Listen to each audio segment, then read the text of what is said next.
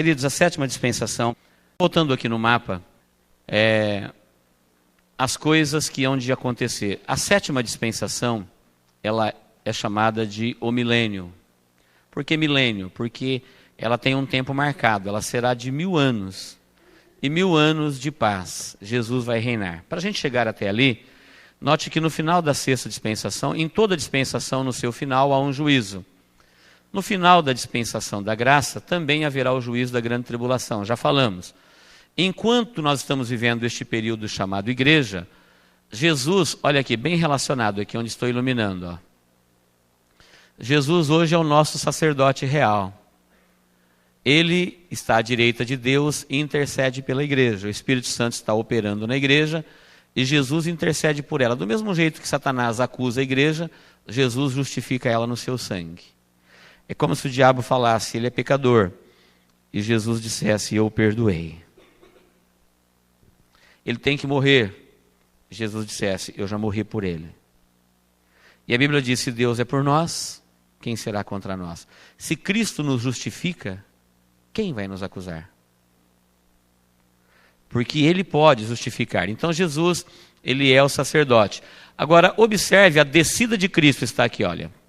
Quando a trombeta tocar, nós sabemos que Jesus não virá mais para colocar os seus pés na terra. Como ele veio no ventre de Maria, ele nunca mais virá.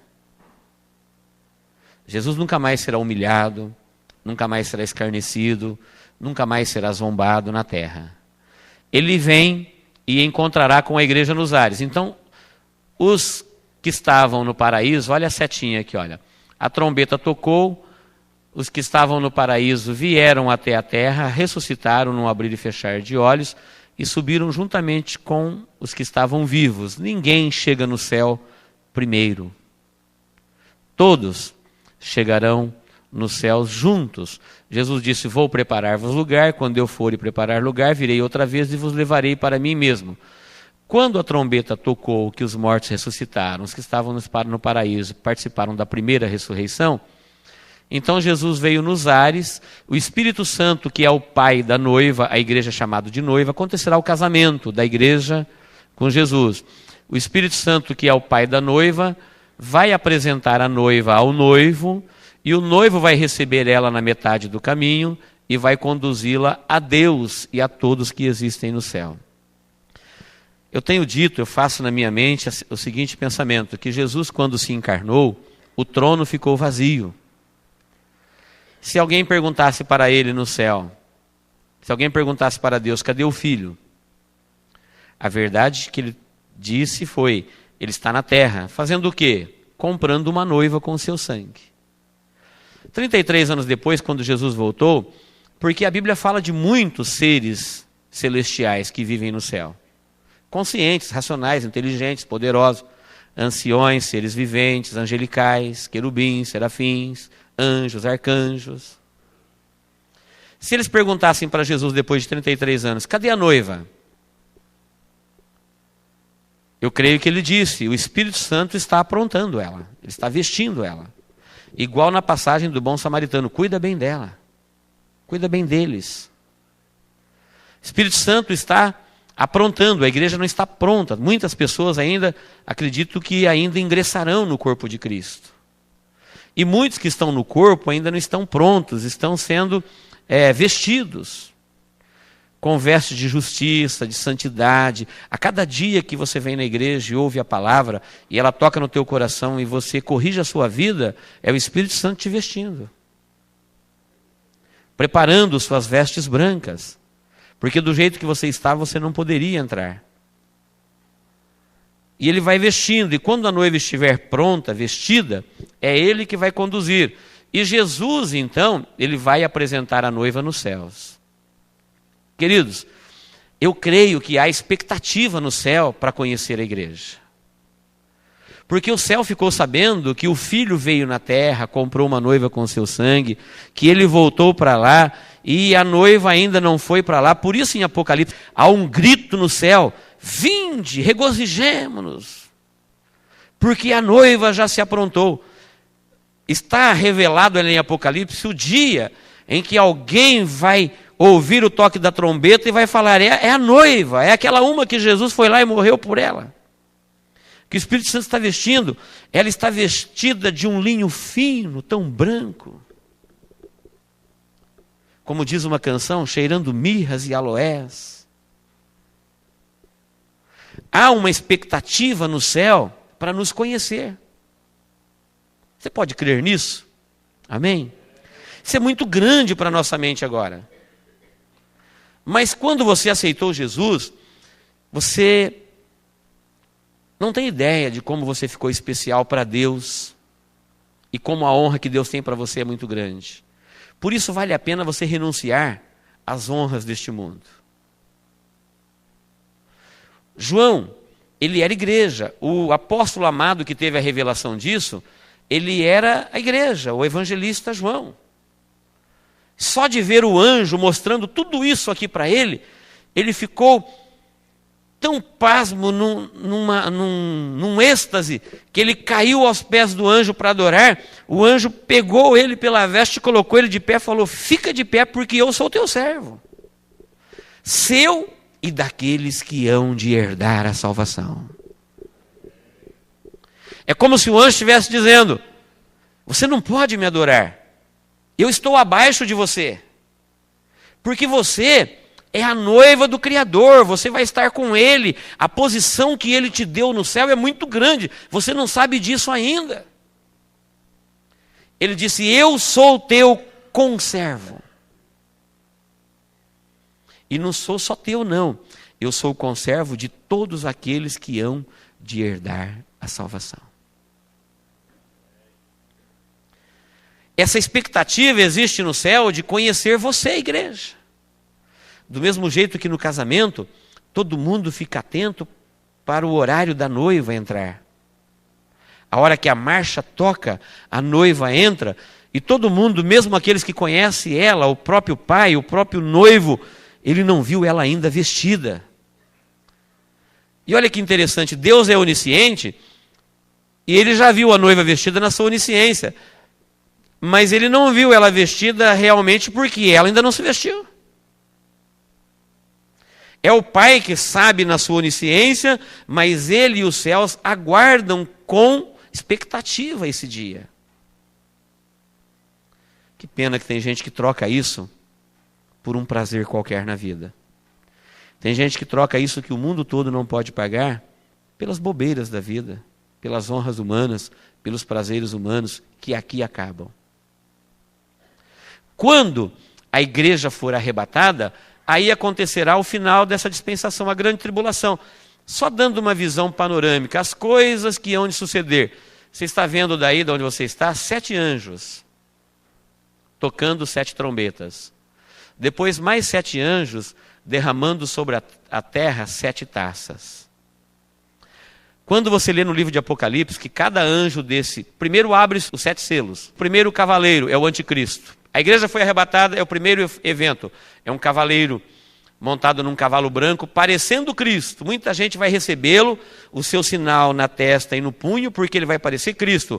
Ele vai acabar com os problemas da terra, ele vai resolver o problema da economia, ele vai ver o problema das religiões, e o mundo agora vai ser cadastrado, não vai ter mais guerra, não vai ter mais problema econômico, não vai ter mais problema de divisão religiosa.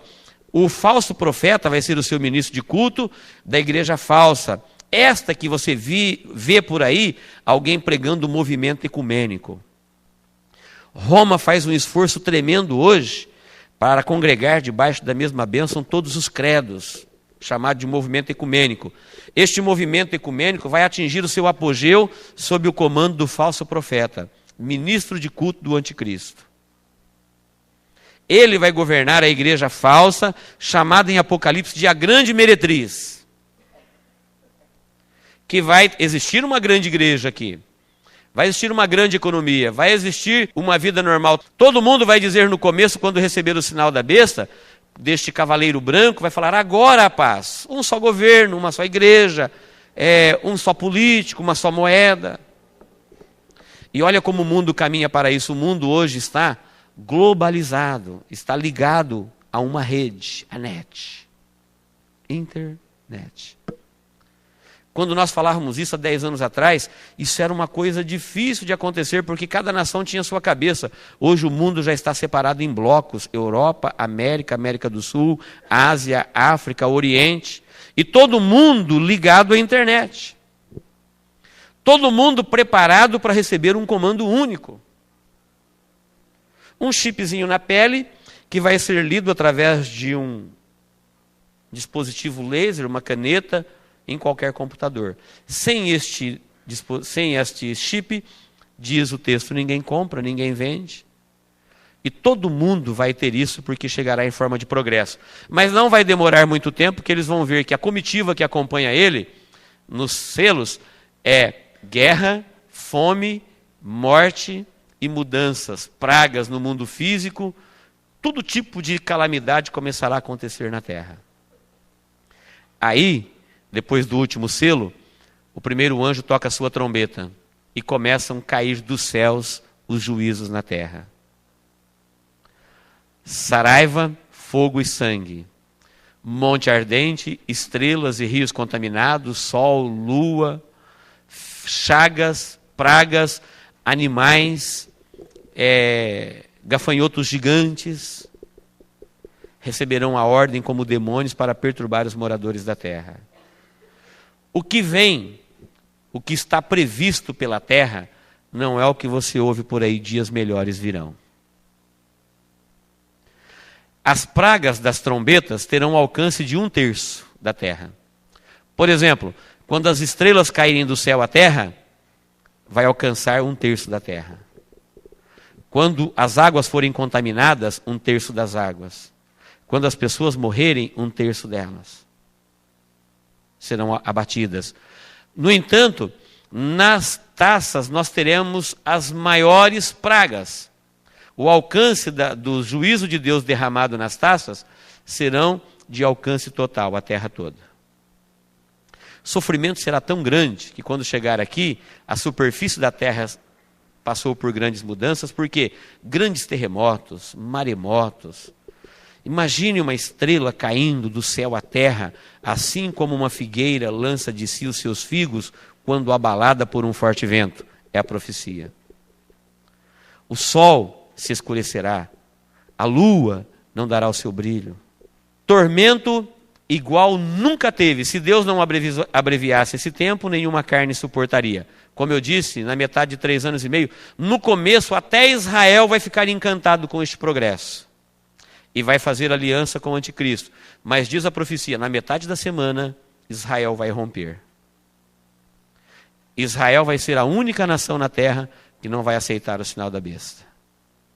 Por isso, o anticristo vai ter facilidade para concentrar as tropas do mundo todo para aniquilar Israel no Vale do Armagedon, que vai ser a última batalha de Israel na face da terra. Enquanto a terra está experimentando o terrível juízo de Deus, chamado grande dia da ira do Senhor, o dia da vingança do Senhor, a igreja estará no céu, lugar santíssimo, tribunal de Cristo, bodas do Cordeiro. No final da grande tribulação, quando depois de 7 anos tudo isso acabou de acontecer, algumas pessoas serão salvas aqui, sim. Aqueles desviados que perderam o arrebatamento, alguns judeus que conseguirem, sem o auxílio do Espírito Santo,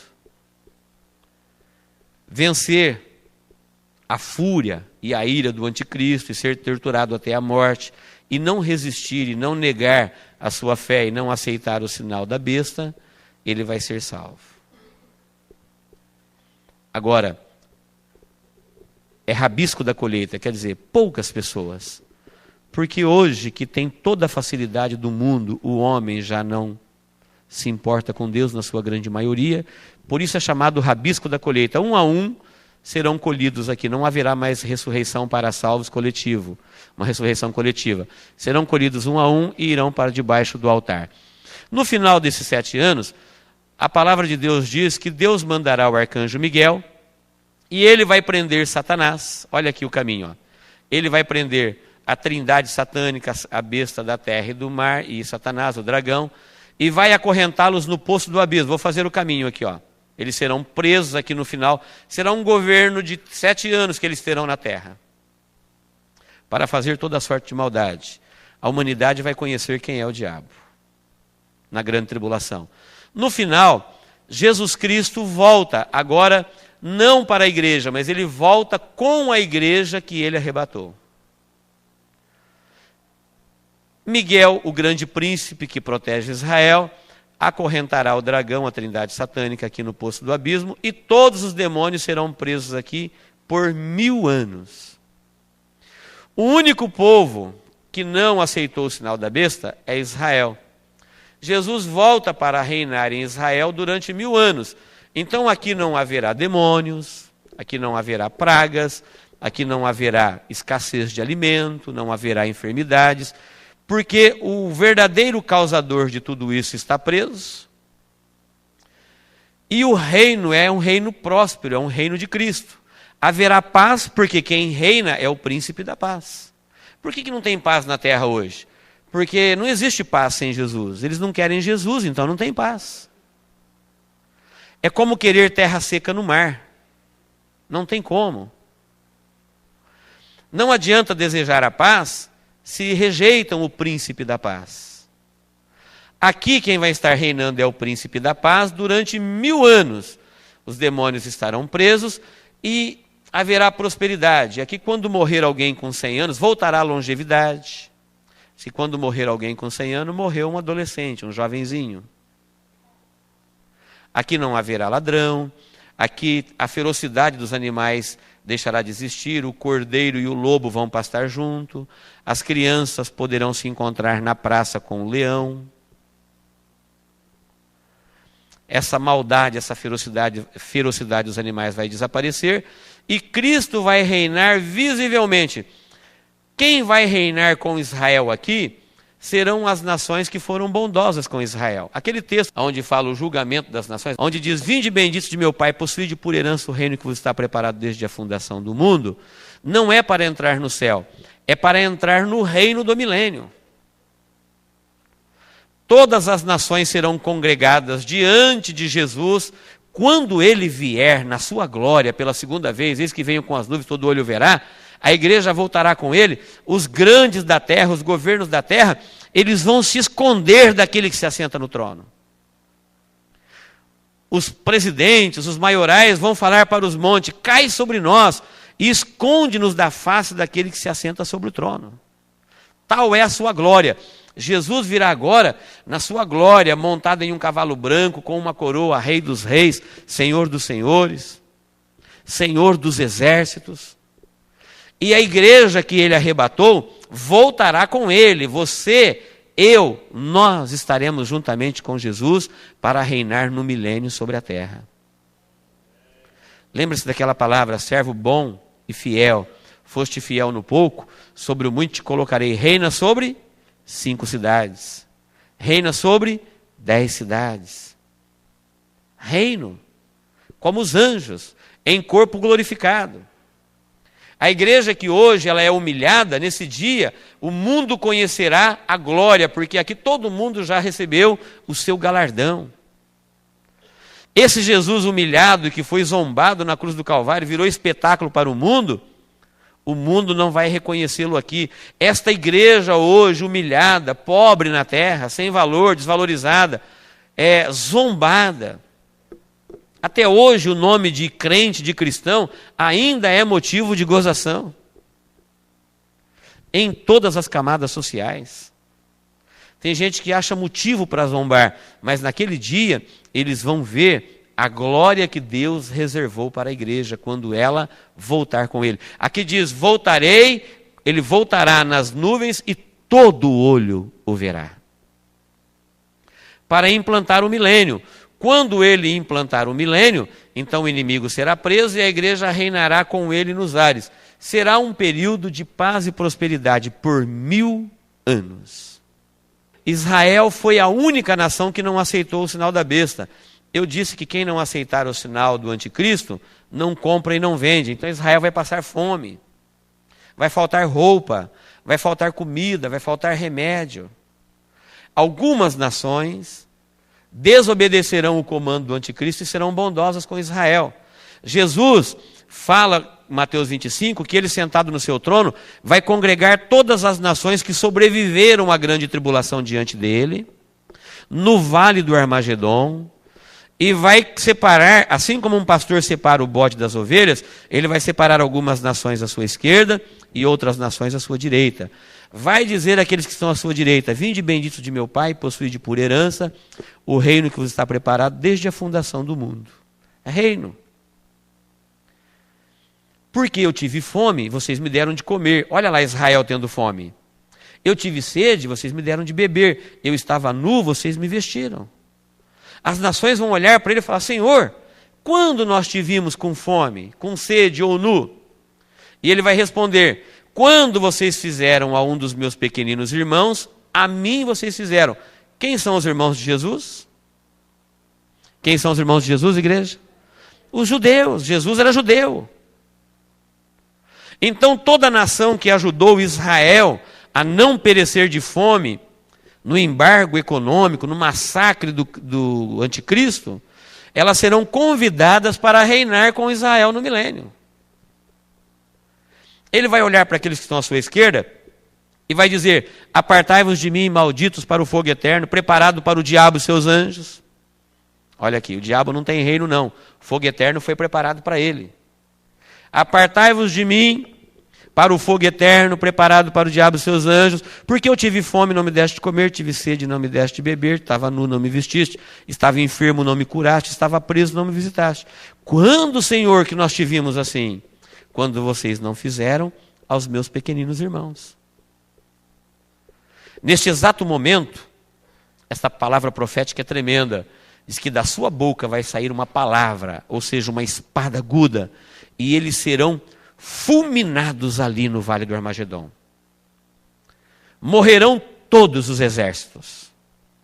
Aqueles que foram convidados entrarão para reinar no milênio, a superfície da terra completamente mudada, o mundo devastado, Satanás preso com todos os demônios, e todos aqueles que seguiram ele com seus exércitos, com a marca da besta, com o sinal do anticristo, serão aniquilados aqui no vale do Armagedon. Será o dia da grande ceia do Senhor. Por que ele chama de grande ceia? Porque ele fala que todos os animais do campo, as bestas feras, os abutres, as aves de rapina, vão se banquetear com a carne dos grandes e poderosos da terra. Recentemente eu ouvi uma irmã me dizendo, eu não ouvi essa reportagem, mas ela falou assim: pastor, eu ouvi uma reportagem interessante, que as autoridades de Israel estão preocupadas porque muitas aves de rapina que não é daquela região estão migrando para lá. Isso é um aviso, é um aviso. Jacques Cousteau, quando esteve no Brasil, ele deixou falado, que ele descobriu nas geleiras gafanhotos gigantes, que com a perfuração da camada de ozônio e o aquecimento solar, as geleiras se degelando, eles poderiam voltar a viver. E a Bíblia fala de, na grande tribulação, gafanhotos gigantes que serão como demônios perturbando os moradores da terra. E no livro de Jó, Deus disse assim: eu tenho nos tesouros da neve guardado os meus juízos. Lá no livro de Jó, o livro mais antigo da Bíblia, Deus já falou: eu tenho nos tesouros da neve guardado os meus juízos. E agora, na nossa época, já que estou falando, que viu esses gafanhotos congelados que podem sobreviver. Não sei se são esses ou os outros, mas a Bíblia fala que eles existirão na terra como demônios perturbando os moradores da terra. Gafanhotos enormes. Assim, queridos, essas nações serão eliminadas aqui. Israel entrará no milênio. Aqui voltará novamente. A vida vai ser normal. Vai ser o paraíso na terra. Sabe quem é o político, o governo? Jesus. Seu reino será justo. Preste bem atenção para nós caminharmos para o final. Consciente. Governo humano, se organizando do governo humano, falhou. Deus disse para Abraão: eu farei, quer dizer, eu vou te orientar, eu vou te abençoar. Falharam. Deus veio e começou a habitar com eles no templo, no tabernáculo. Falharam. Deus veio e começou a habitar no coração. A grande maioria perdeu o caminho do céu, falharam. só a igreja foi salva. Em cada dispensação tem uma minoria que é salva. E a maioria se perde. Aqui no milênio é a maior e a mais abrangente revelação de Deus. Porque Jesus estará reinando visivelmente.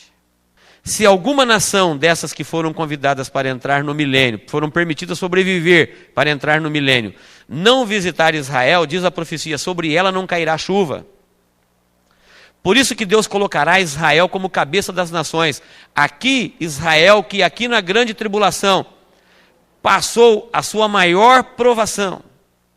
Quando a igreja for arrebatada, o templo vai ser reconstruído, o anticristo vai marchar sobre as terras de Israel e vai violentar suas mulheres, vai ultrajar o seu culto, vai profanar o seu Deus.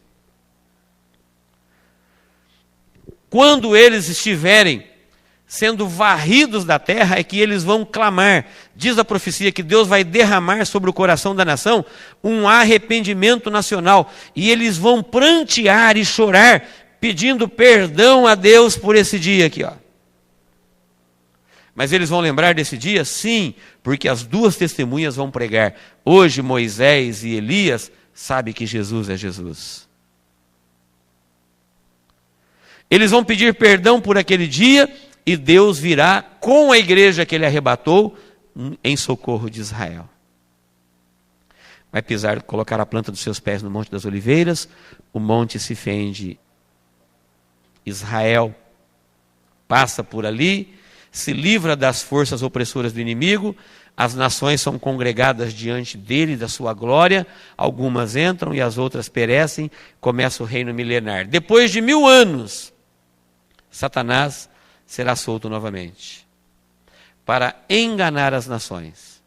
Se você me perguntar por que Deus vai permitir que ele seja solto no final do milênio novamente, eu creio que para provar aqueles que nasceram no milênio, lembrando que nem mesmo o Filho de Deus viveu nessa terra sem provação. Então as pessoas que nasceram aqui no milênio, elas não conheceram a tentação. Elas não conheceram o mal, só o bem. E o homem disse para Deus que ele queria conhecer o bem e o mal. Para nossa tristeza, Satanás será solto num curto espaço de tempo. Alguém já disse 3 meses e meio, mas não podemos afirmar. Fala que será por um período pequeno, período curto. Mesmo assim, quando ele sair, ele vai começar a convencer a humanidade que este governo de Cristo não é bom. E que é preciso tirá-lo do trono. E muita gente vai seguir, diz que uma multidão como a areia do mar vai dar ouvido ao diabo e vai se armar com armas humanas para guerrear contra aquele que está no trono. Depois de 1000 anos de paz, sabe o que quer dizer isso? Ficou provado para a humanidade que o homem não consegue se salvar e escolher entre o bem e o mal, nem mesmo vivendo as melhores condições na terra. Essa ladainha que a gente ouve, que Deus ouve todos os dias, eu não sirvo a Deus, sabe por quê? É por causa da minha família. Eu não sirvo a Deus, sabe por quê? Por causa do meu emprego. É porque você não conhece minha situação financeira, é porque você não conhece meu marido, você não conhece minha esposa, você não conhece meu filho, você não conhece meu país, você não conhece a economia em que vivemos, você não conhece minhas contas. Veja bem, ninguém tem conta. Milênio, prosperidade. Aqui quando alguém plantar uma lavoura, ela vai dar 100%. Aqui quando alguém plantar alguma coisa, não vai ter praga, não vai ter peste, não tem maremoto, não tem terremoto. Aqui não vai ter ninguém precisando de médicos. Haverá saúde. Não tem mais espíritos de enfermidade. Haverá morte, haverá envelhecimento, haverá enfermidade, mas só essa que é natural. Consequência, mesmo assim a vida voltará a ser longa. Então ninguém vai poder falar para Deus que vivendo nas melhores condições, ele poderia escolher entre o bem e o mal. Ficou provado por todo o plano de Deus para toda a humanidade que o homem que vivia na inocência ele tinha que ter dado ouvido à voz de Deus e não desobedecido e comido da árvore que dava conhecimento do bem e do mal. Porque uma vez conhecendo o mal, mesmo vivendo nas melhores condições, na maior riqueza, na maior prosperidade, sem nenhum problema, o coração do homem está inclinado ao pecado. É a última oportunidade, a terra será restaurada com fogo, e quem foi salvo, e quem não foi salvo, foi condenado. Aqui acontecerá a segunda ressurreição. Todos os perdidos ressuscitarão e comparecerão diante do juízo. A Bíblia fala, bem-aventurados que fazem parte da primeira ressurreição, porque sobre eles não tem poder a segunda morte. A Bíblia fala de 2 mortes e de 2 ressurreições. A primeira morte é essa que é possível nós morrermos, é a sua alma separar-se do corpo. A segunda morte é aquela que vai matar espírito e alma, é a morte eterna. Bem-aventurado aqueles que fazem parte da primeira ressurreição, porque sobre eles não tem poder a segunda morte. Queridos, eu quero encerrar dizendo que o problema da humanidade está não no ambiente, mas no residente. Se você acha que se Deus mudar o seu ambiente, vai melhorar a sua vida, não é verdade. O homem, ele aprende a vencer o mal quando ele vence o mal aonde ele está entronizado, dentro do coração. Você quer vencer o inferno inteiro? Comece vencendo ele dentro do seu coração. Não peça para Deus melhorar o mundo à sua volta. Está provado na dispensação do milênio, na revelação de Deus, que se você não vencer o pecado aonde ele se entronizou no coração, pode viver a melhor vida que você quiser e puder. Ela não será uma vida boa. Mas se você aprender a vencer o pecado aonde ele está alojado, no coração, no residente. Então o problema do homem não é de ambiente. O nosso problema é que o pecado, ele habita dentro de nós. Aqui, ninguém poderia falar para Deus, sabe por que eu pequei? É porque eu vivi num mundo muito mal. Não, o diabo está preso. Eu sou pobre, não haverá pobres aqui. Não haverá tristes. Não tem nenhum motivo para reclamar. A única coisa que o homem vai poder constatar aqui é que ele realmente pertence a uma semente pecadora e que o mal habita dentro do seu coração. Independente do diabo. O diabo só aproveita da minha fraqueza para me fazer pecar. Mas independente dele, o meu coração é inclinado a pecar. E eu preciso aprender a vencer o efeito do pecado dentro da minha vida. Se eu vencer o pecado dentro do meu coração, no ambiente é uma consequência. Se você melhorar o ambiente dentro da sua vida, vencer o pecado aí, qualquer lugar do mundo será bom para você, qualquer família é boa, qualquer dia será maravilhoso. O mundo fica diferente, porque Deus estando residindo, o ambiente fica bom, em qualquer lugar.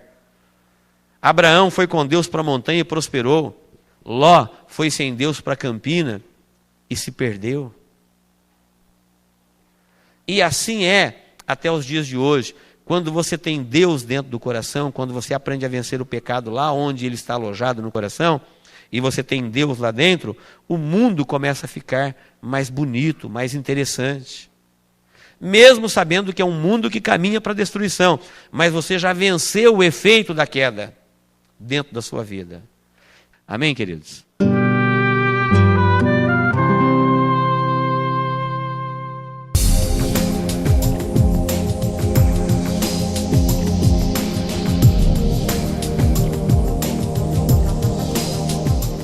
Temos a sexta festa do Senhor.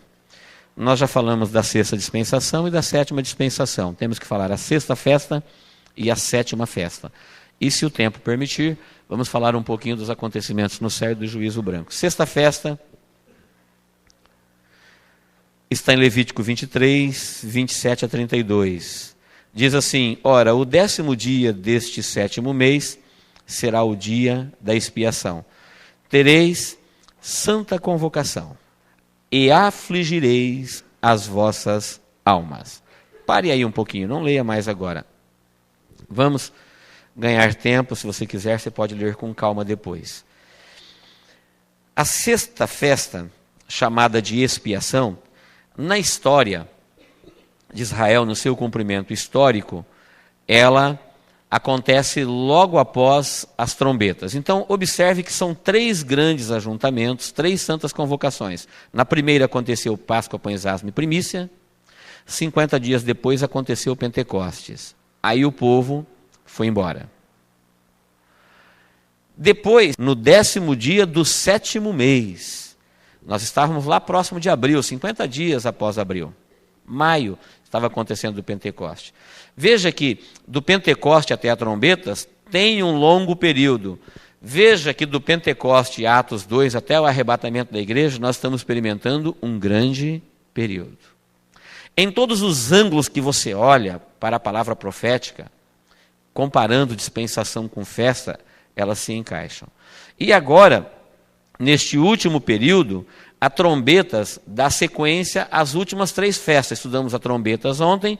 Logo após as trombetas, acontecia a festa da expiação. E depois da expiação, tabernáculos. Historicamente, a festa da expiação era a única que não envolvia alegria, dança e júbilo. Tinha louvor, tinha sacrifício, tinha adoração, mas a ordem de Deus era para afligir a alma. Era para jejuar. Tinha jejum, tinha rogos, tinha súplica, era para as pessoas se entristecerem nesta festa. O grande dia da expiação era o único dia no ano que o sumo sacerdote entrava no Santo dos Santos. Vamos tentar reproduzir aqui na nossa mente, historicamente, a festa da expiação. O tabernáculo tinha 3 partes. O átrio exterior tinha a luz do sol, não tinha cobertura. Imagine uma igreja, o quintal dela, estacionamento, a frente, a entradinha, aquele pátio do lado de fora da igreja, átrio exterior. Ali ficava todo adorador judeu. A iluminação era a iluminação natural. Depois, dentro da igreja tem a grande nave do templo. No tabernáculo também tinha este lugar chamado de lugar santo. Vê se você consegue ver ele daí de onde você está. Então, aqui fora era o átrio exterior. Dentro do lugar santo tinha o candeeiro, tinha a mesa dos pães e tinha o altar do incenso. Era aqui que os sacerdotes oficiavam. Cada uma dessas peças tem um rico significado na palavra de Deus com a nossa vida. Aqui, na nave do templo, é o lugar santo, é onde os sacerdotes oficiavam. E uma vez por ano, simbolizando aqui o púlpito, uma vez por ano, o sumo sacerdote entrava no lugar santo dos santos. Então essa festa, ela tinha uma reverência especial. A reverência era em todos os cultos, nós acabamos de ver nos pães asmos, no Páscoa, a primícia, mas essa, o homem, o ser humano, ele ia agora pela primeira vez, desde a queda, desde o período da inocência, experimentar a presença de Deus. E um homem pecador, comparecendo na presença de Deus, ele cairia morto. Ele não pode suportar a presença de Deus. Porque lá no átrio exterior tinha a luz do sol. Aqui no lugar santo, que já era coberto, lugar da nave aqui, tinha a luz do candeeiro. O candeeiro ficava aceso. Agora, no lugar santíssimo, cada um separado por um véu grosso, um véu espesso. Quando ele entrava no lugar santíssimo, ali acendia, iluminava, subia fumaça e acendia a glória de Deus. Ali não tinha a luz do candeeiro e ali não tinha a luz artificial. Era a luz da presença de Deus. O sumo sacerdote, ele tinha preso as suas vestes uma espécie de sininhos, mas que ficava na orla das suas vestes, e ele tinha preso à sua cintura uma cordinha que ficava lá fora, porque se ele cometesse algum ato errado, se ele cometesse algum pecado, se ele não oferecesse sacrifício pelo seu próprio pecado, se ele se atrevesse a entrar na presença do Senhor sem estar em condições, se alguma coisa desse errado, ele cairia morto lá dentro. E ninguém poderia entrar lá para retirá-lo, ele teria que ser puxado para fora. Uma vez por ano, ele entrava, e antes dele entrar, suponhamos que aqui fosse o véu, eu estou no lugar santo, e eu tenho que entrar no lugar santíssimo. Ele se isolava do povo, oferecia sacrifício por ele, pegava o sacrifício, tinha tocado já nas pontas do altar, e agora ele estava ali com toda a reverência, temendo e tremendo, com a bacinha de ouro, com o sangue do animal que foi derramado, o animal inocente, o animal sem defeito, e agora ele ia entrar na presença de Deus para pedir perdão para o pecado do povo que estava lá fora. Ele tinha que passar o sangue primeiro, ele não podia entrar ele primeiro, senão ele caía morto. Porque ele ia entrar no propiciatório. Propiciar significa remover a ira mediante a oferta de um presente. Então, não é que Deus ficava zangado com ele, a santidade de Deus acendia, assim como o sol queima uma pessoa que for lá, mesmo ele não querendo queimar, ele é calor. Deus é santo, e mesmo ele amando o pecador, a sua santidade fulmina, queima, mata o homem, porque ele está num corpo de pecado. Por isso Deus não deixou Moisés contemplar a sua face. O homem não pode ver isso. A sua natureza humana se desintegra. E quando o homem se aproximava de Deus, que a ira de Deus se acendia, ele passava primeiro o sangue, e a ira de Deus caía sobre o sangue, em vez de matar o homem, aquele animal já morreu no lugar dele, mostrando o sacrifício substituto de Jesus por nós na cruz do Calvário. Quem está me entendendo? Diga amém. A ira de Deus exigia que o homem pecador ele tinha que morrer, mas o homem mostrava o sangue, dizendo, olha, alguém já morreu, por isso que eu estou aqui. Expiar, literalmente significa encobrir para não punir. Então, com aquele sangue, o pecado do homem não era removido, por isso ele tinha que voltar lá todo ano. Mas o pecado dele era encoberto até chegar o sangue que ia remover. Por isso, depois que Jesus morreu na cruz do Calvário, o véu do templo rasgou-se de alto a baixo. Olha que lindo isso. Jesus estava morrendo fora da cidade, lá no Monte Calvário. O sumo sacerdote estava entrando lá no Santo dos Santos para oferecer o sangue do animal para pedir perdão para o pecado do povo. E de repente, quando Jesus deu um brado na cruz do Calvário e disse, Pai, nas tuas mãos entrego o meu espírito, e ele expirou, que o seu sangue derramou, e ele perdeu a sua vida, era como se aquele sangue estivesse sendo oferecido a Deus pelo pecado da humanidade toda, e a ira de Deus foi removida da nossa vida. E neste momento, milagrosamente, sem auxílio de mãos, lá no templo, aquele véu espesso, grosso, rasgou-se de alto a baixo, dizendo, a partir de hoje, ninguém mais precisa do sangue de animais para entrar na minha presença. É através do sangue de Jesus. Israel sabia disso de cor e salteado. O que tem a ver isso no cumprimento profético? No cumprimento profético, foi quando Jesus morreu na cruz do Calvário. Neste sacrifício, eles usavam 2 bodes. Sob o bode emissário, o sacerdote colocava a mão sobre ele, vivo, como que transferindo a culpa da nação para o bode. E depois, um homem saudável levava esse bode num local deserto, onde ele não podia retornar, e ele era abandonado. Era uma linguagem figurada, simbólica, de Deus afastando de Israel, espiando a sua culpa e lançando ela no mar do esquecimento. Aquele animal não voltava. E o outro bode que era imolado, com o sangue dele, fazia isso que eu acabei de falar. Era com o sangue dele que o sumo sacerdote entrava no Santo dos Santos, para propiciar, remover a ira mediante a oferta de presente. Agora, o que isso tem a ver conosco hoje? Tudo a ver. Olha o texto de Hebreus 8, 7 a 13. Vamos ler um pouquinho. Pois se aquele primeiro fora sem defeito, falando do animal, o primeiro, fora sem defeito, nunca se teria buscado lugar para o segundo. Porque, repreendendo-os, diz, eis que virão dias, diz o Senhor, em que estabelecerei com a casa de Israel e com a casa de Judá um novo pacto. Não segundo o pacto que fiz com os seus pais no dia em que os tomei pela mão para os tirar da terra do Egito, pois não permaneceram naquele meu pacto. E eu para eles não atentei, diz o Senhor. Ora, este é o pacto que farei com a casa de Israel depois daqueles dias, diz o Senhor. Porei as minhas leis no seu entendimento, em seu coração as escreverei, e serei o seu Deus. E eles serão meu povo, e não ensinará cada um a seu concidadão, nem cada um ao seu irmão, dizendo, conhece o Senhor, porque todos me conhecerão, desde o menor deles até o maior, porque serei misericordioso para com as suas iniquidades, e de seus pecados não me lembrarei mais, dizendo, novo pacto,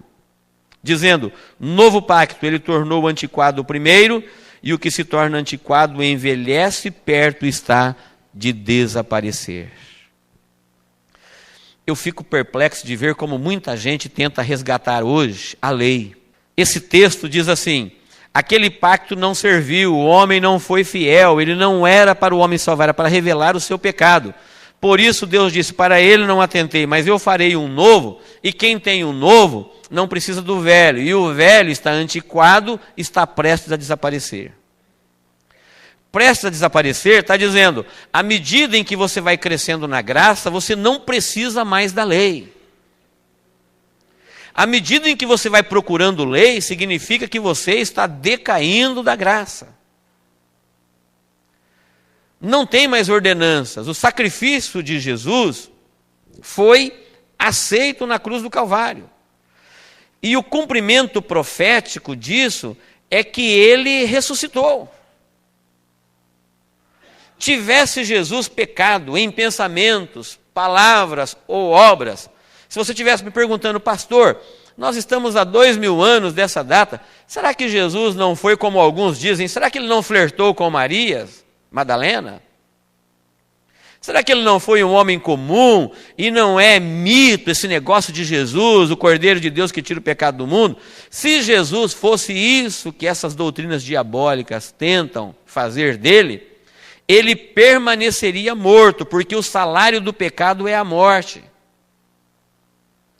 A prova que Jesus não pecou nem por palavra, nem por pensamentos, nem por obra, é que Deus o tornou trazer dos mortos, ele venceu a morte.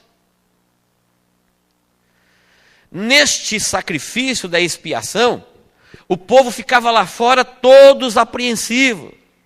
Será que Deus vai perdoar o pecado? Será que o sacerdote não vai morrer?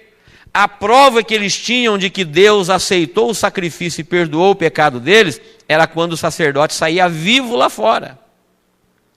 Quando o sacerdote saía vivo depois de expiar, aí o povo explodia em júbilo e gratidão, porque significa que Deus afastou mais uma vez o pecado da nação, Deus perdoou o seu pecado, afastou, encobriu, e eles estavam livres para continuar servindo a Deus.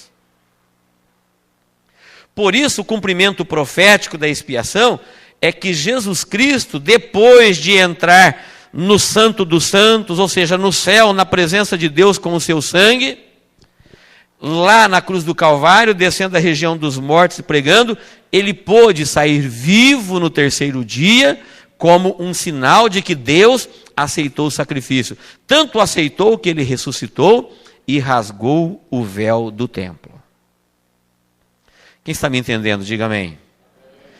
A grande aplicação no sentido pessoal é que agora, diz o texto de Hebreus, Hebreus é para a época da graça, irmãos, expiação, na época da igreja. Hebreus está dizendo que a partir de agora você não precisa mais de ordenança, você não precisa mais de lei, você não precisa mais de pai espiritual pegando você na mão e levando na presença de Deus. Você não precisa de sacerdote.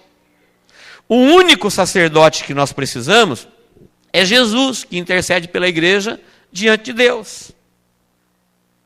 Todos nós agora temos o dever de comparecer na presença de Deus. Se você não consegue fazer isso, é por negligência sua.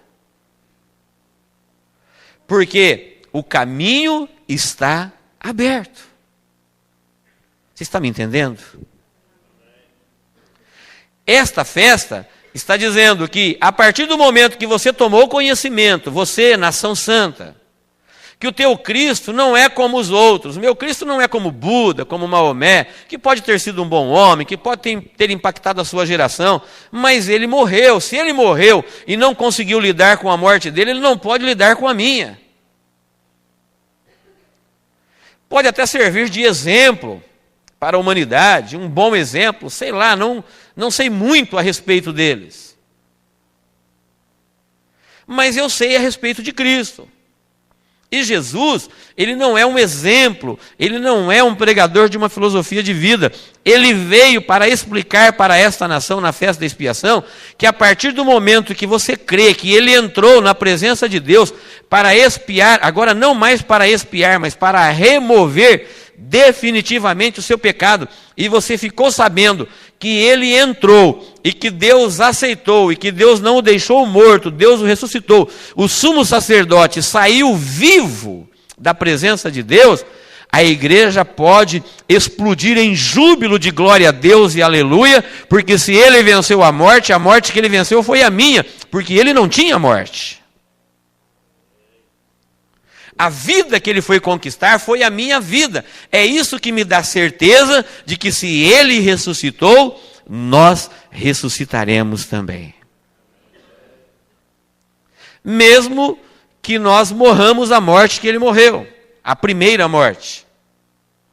Agora, quem não tem um Cristo ressurreto, quem não tem um sumo sacerdote, um intercessor ressurreto, não sei como ele vai lidar com a sua morte. Ele acabará por morrer a segunda morte. Porque não adianta ter um grande conhecimento de Deus, é preciso ter um Salvador. Não adianta ter uma grande religião, uma grande Bíblia, uma grande fé, é preciso ter um Salvador, tem que ter fé, mas fé no Salvador. Quando eu estou dizendo não adianta ter uma grande fé, porque tem gente que tem uma grande fé, mas não é em Jesus, é em alguma outra coisa. Ele acredita, tem uma grande fé que no final todos os povos serão salvos.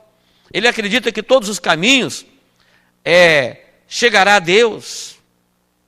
É uma grande fé, mas não tem um grande Salvador. E quem não tem um grande Salvador, não está salvo. E quem não está salvo, está condenado. Por isso nós precisamos ter mais do que uma religião, mais do que uma igreja, mais do que uma Bíblia. Nós precisamos ter um grande Salvador no nosso coração. E o caminho está aberto. Você pode, através do sangue de Jesus pela fé, este é o cumprimento pessoal. Você pode, através do sangue de Jesus pela fé, no seu quarto, na sua casa, no seu culto, na sua igreja, no seu trabalho, entrar na presença de Deus. Mas nunca se esqueça, rasgou-se o véu, abriu-se o caminho, mas a reverência continua sendo a mesma.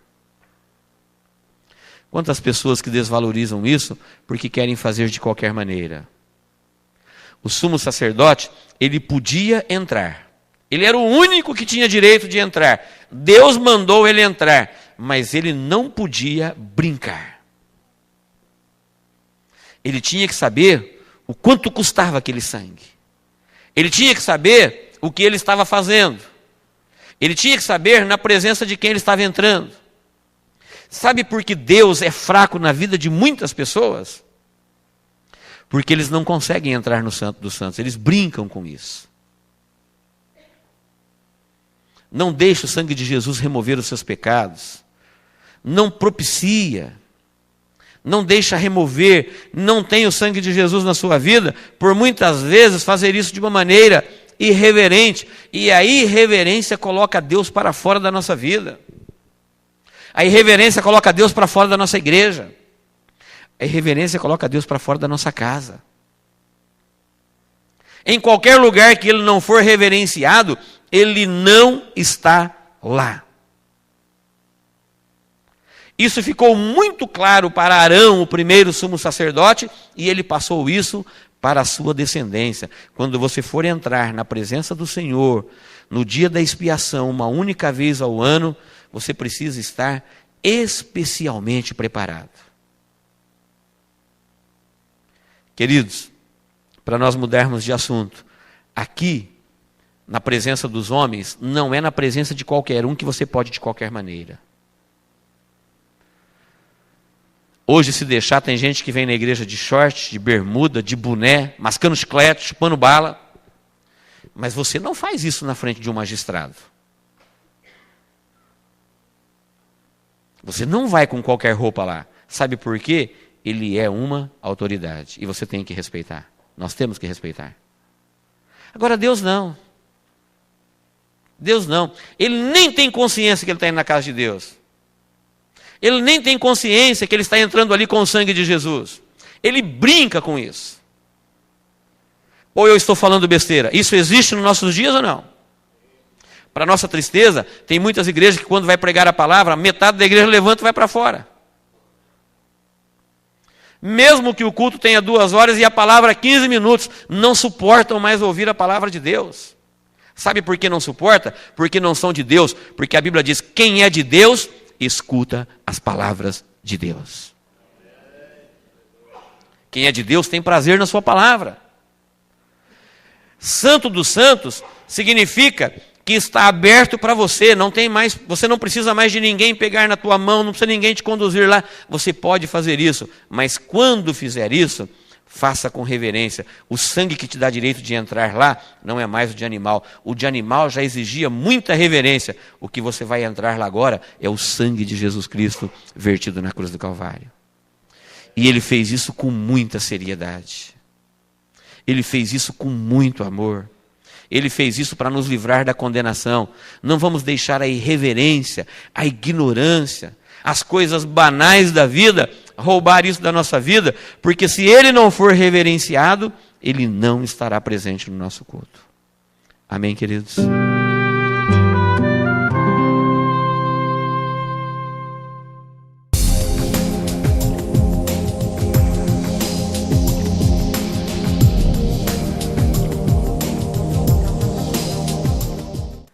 A 7ª festa do Senhor. 7ª dispensação nós já vimos. A 7ª festa, para nós encerrarmos. A festa dos tabernáculos, a última festa. Levítico 23, 33 a 36, fala aos filhos de Israel, dizendo, aos 15 dias deste mês, 7º, será a festa dos tabernáculos ao Senhor, por 7 dias. 7 dias oferecereis oferta queimadas ao Senhor. Ao 8º dia tereis santa convocação e reunião solene. A festa dos tabernáculos é também chamada de festa das cabanas, ou festa das colheitas. Israel estava aqui agora, colhendo a última colheita do ano e os últimos frutos do ano. Uvas, azeitonas. Na primeira colheita era cevada, na segunda ainda cevada e trigo quase que simultaneamente, mas mais trigo. E na última colheita já temos aqui a colheita de uvas e azeitonas, ou seja, o temporão da terra. Festa dos Tabernáculos, até hoje em Israel, se você for no mês de outubro, a Associação Cristã Internacional celebra essa festa. Esse grupo de dança que você viu aqui na abertura de todos os dias, é uma réplica bem singela daquilo que a gente vê lá em Israel. As festas, todas elas, na nação, tinha dança. Não tinha sensualidade. Não tem sensualidade, mas tem dança. É um cumprimento da palavra servir ao Senhor com o espírito, com a alma e com o corpo. Como é que se serve com o corpo? Usando o corpo. Por isso o judeu fica assim, diante do muro das lamentações. Porque ele está adorando em espírito, com a alma e com o corpo. Essa é a explicação que ele dá. Ele balança o corpo.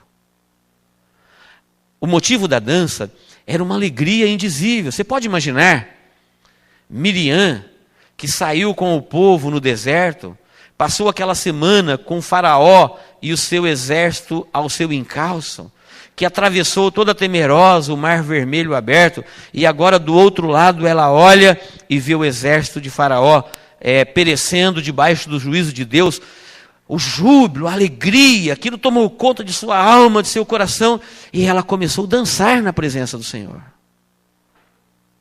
Não tem lugar para carne, não tem lugar para sensualidade.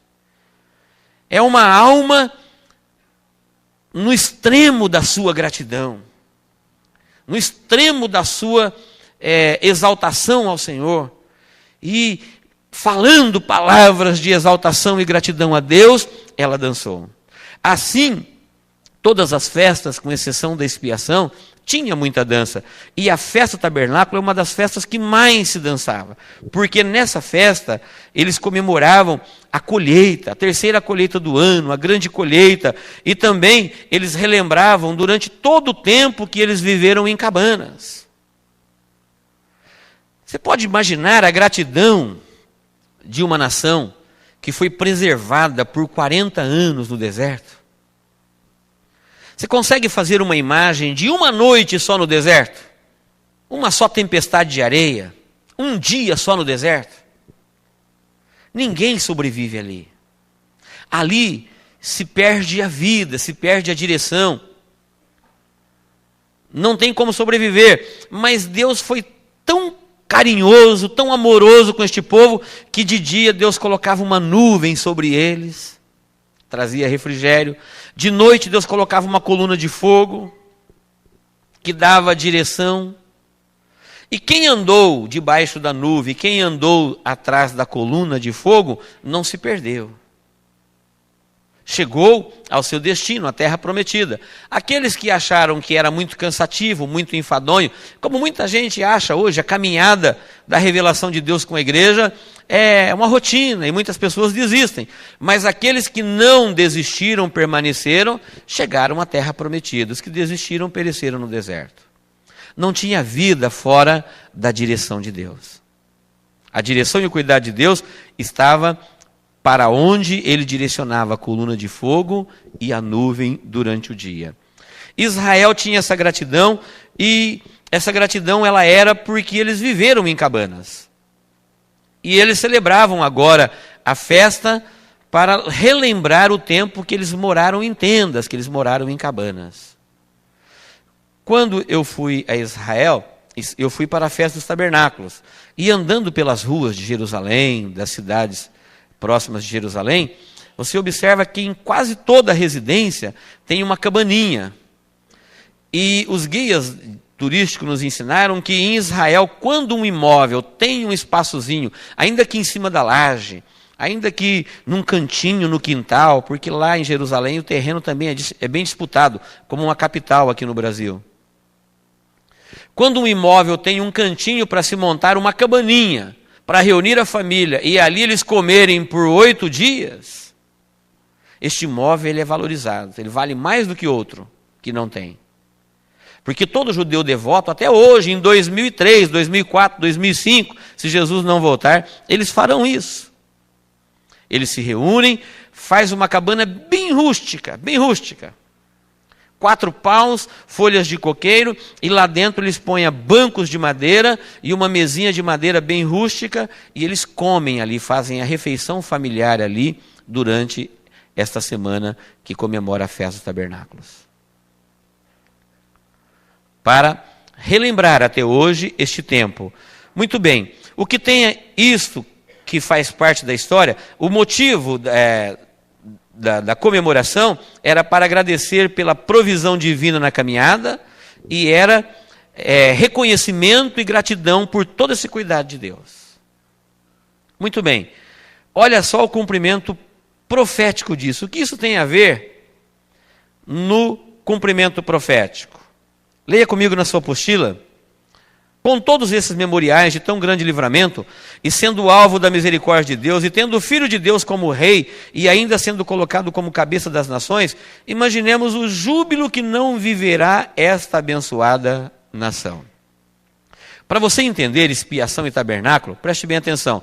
Eu disse ontem e repito, a partir de trombetas, nós estamos falando do futuro da igreja e do futuro da nação de Israel. Então as trombetas ainda não se cumpriram na nossa vida, nem na vida de Israel. A expiação ainda não se cumpriu na nossa vida e nem na vida de Israel. Espera aí, pastor. Jesus já não morreu, o sacrifício já não foi aceito? Sim, mas eu ainda não saí vivo do outro lado. Eu ainda estou na minha vida oficiando, eu ainda estou no lugar santo. O sacrifício, o sangue eu já tenho. Cordeiro já foi imolado. Deus já aceitou. Jesus já venceu. Mas eu estou vencendo ainda. Eu estou vivendo a minha batalha aqui na terra. Jesus é o sumo sacerdote. E nós somos o quê? Sacerdócio real, nação santa, povo adquirido. Quem está me entendendo? Diga amém. Sabe quando nós vamos tomar posse da nossa vitória definitiva? Quando você tombar aqui nesta vida fielmente, ou quando a trombeta tocar e você for arrebatado, e você abrir os olhos vivo do outro lado. Aí as coisas velhas já passaram. Então, a expiação na nossa vida, ela está se cumprindo? Está. Porque existem muitas pessoas hoje que não estão mais no livro da vida e que já estiveram ontem. E existem pessoas que não estavam ontem e que estão hoje. É aquele que permanecer até o fim. Aquele que for fiel até o fim. Então hoje nós estamos oficiando, nós estamos aqui no lugar santo, dentro do nosso coração. Deus está trabalhando, mas nós não entramos no nosso lugar definitivo como Jesus já entrou. Jesus nunca mais será tentado pelo diabo, nunca mais vai comer a comida dos humanos, Jesus nunca mais vai viver a vida humana. Ele já viveu a vida dele, ele já venceu, foi vitorioso, e agora nós estamos vivendo e vencendo a nossa.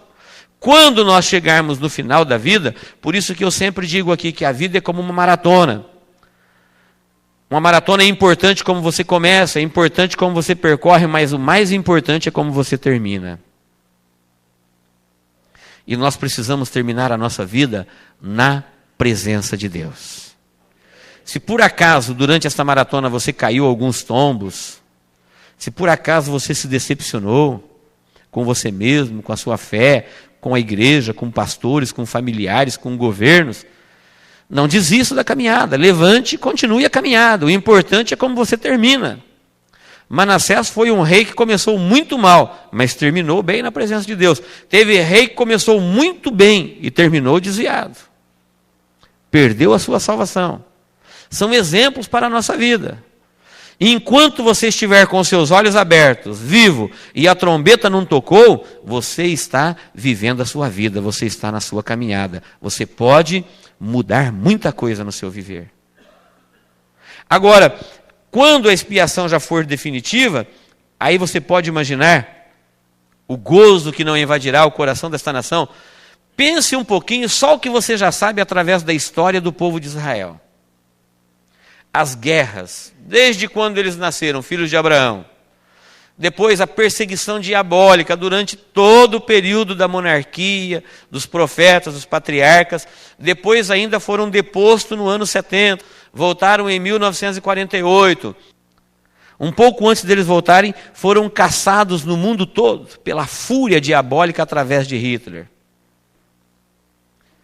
50 anos antes disso acontecer, Theodor Herzl pregou o sionismo, dizendo para todos os judeus que estavam nas igrejas, vivendo no mundo gentílico, dizendo, vamos voltar para Sião. E ninguém deu ouvido ao seu apelo. 50 anos depois que ele falou, vocês vão pagar caro esta recusa, apareceu Hitler espumando de ódio e caçando judeus no mundo todo. Eles não voltaram para sua terra porque eram donos de indústrias, eram donos de empresas, indústrias multinacionais, ricos, prósperos na terra. Quando Hitler começou a perseguir os judeus, eles perderam tudo o que tinha. Vocês conhecem a história do Holocausto. Imagine este povo que passou por tudo isso e ainda passará pelo ataque maciço do anticristo no comando de todos os exércitos na terra durante o período final da grande tribulação. Quanto esta nação não vai sofrer ainda? Você pode imaginar o gozo que não vai estar no coração deles quando eles forem colocados como cabeça das nações. Cristo é o rei e eles serão o povo, a nação que vai reinar com ele durante 1000 anos. De lá sairá a ordem, de lá sairá a mensagem, de lá sairá a revelação. Por isso a festa do tabernáculo, ela é uma festa alegre, com muito júbilo, com muita alegria, porque o cumprimento profético dela na vida de Israel é o milênio. Aqui, Israel estará vivendo o apogeu da sua existência. Não haverá mais restrição para a misericórdia e a graça de Deus. Só que enquanto o milênio é o apogeu da revelação de Deus para Israel, a graça é o apogeu da revelação de Deus para a nossa vida. Olha como Jesus Cristo explicou isso para nós encerrarmos. Aplicação pessoal. Terceiro parágrafo da aplicação pessoal.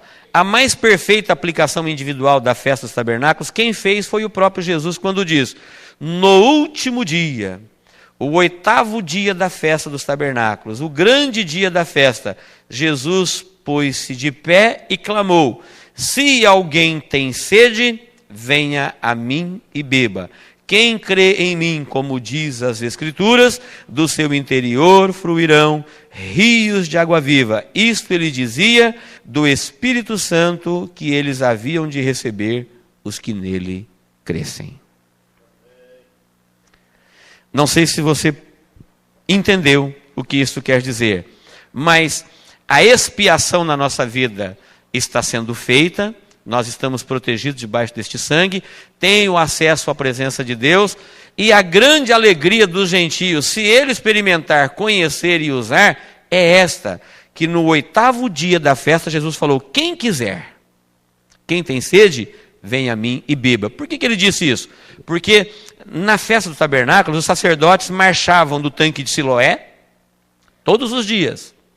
Eles iam lá com jarros de ouro, jarros sagrados, enchiam de água no tanque de Siloé, marchavam pelas ruas de Jerusalém, para celebrar a festa, marchavam pelas ruas de Jerusalém, e neste momento alguém colocava ramos para eles passarem, as mulheres dançavam, cantavam, exaltavam a Deus, esta gratidão toda por este cuidado divino na vida deles.